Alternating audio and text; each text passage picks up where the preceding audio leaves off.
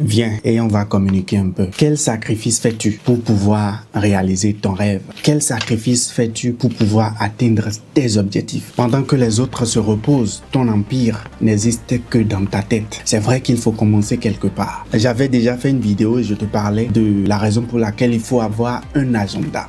Dans cet agenda, tu dois écrire ta vision, ta mission, tes objectifs, tes valeurs et tout ça qui sont indiscutables. Les actions que tu dois poser au quotidien. En plus de tout cela, il faut quelque chose qui est primordial. Après avoir écrit, l'étape suivante, c'est de passer à l'action. Tu dois vraiment passer à l'action parce que la foi sans l'action, tu sais déjà ce que ça veut dire. Tu as foi. On ne voit pas les actions de ta foi.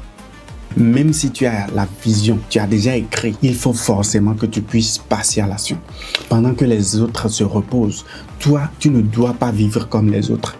Toi, tu as une vision, tu as des objectifs. Pendant que les autres sont en train de boire la bière, pendant que les autres sont en train de faire la fête, toi, tu dois être prêt à sacrifier un certain nombre de choses. Je ne te parle pas des sacrifices qu'il faut aller tuer certaines choses. Non, non, non. Il faut forcément que tu puisses avoir une clarté des sacrifices que tu es prêt à faire. Est-ce que tu es prêt à dormir peu pendant que les autres se reposent pour atteindre ton objectif? Est-ce que tu es prêt à travailler plus que ce que les autres font pour atteindre ton objectif? Parce que le temps passe et bientôt, tu vas voir que l'année va s'achever.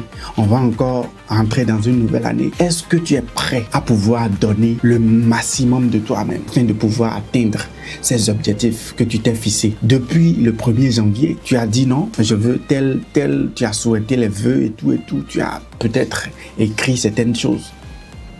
On est là. Tu as pu. Il faut que ça change. Et pour que ça change, déjà, il faut commencer par avoir une clarté. En plus de ça, tu dois passer à l'action. Il n'y a rien que tu puisses avoir sans passer à l'action. Le fait d'avoir une routine matinale, le fait de pouvoir visualiser, le fait de pouvoir faire des déclarations positives, d'avoir une constance dans tes actes, de pouvoir aller vers les personnes qui ont déjà réalisé ce que tu veux, ce sont des actes que tu dois poser de façon constante pour pouvoir réaliser ton rêve. La phase invisible de ton succès exige des répétitions sans applaudissements. Tu dois faire tout cela pendant que personne ne t'applaudit. Tu ne dois pas attendre une reconnaissance avant de garder cette constance dans ton sacrifice. Continue de donner le meilleur de toi-même. N'attends pas les applaudissements. N'attends pas qu'on te jette des fleurs parce que ton succès va au-delà des applaudissements. Ton succès va au-delà des fleurs qu'on va te jeter aujourd'hui. Travaille dur mais intelligemment. Et même quand personne ne te regarde, n'oublie surtout pas que toi, tu as la vision et que cette vision te guide afin de garder la constance dans tes actions. Enregistre la vidéo et essaie de répondre à cette question.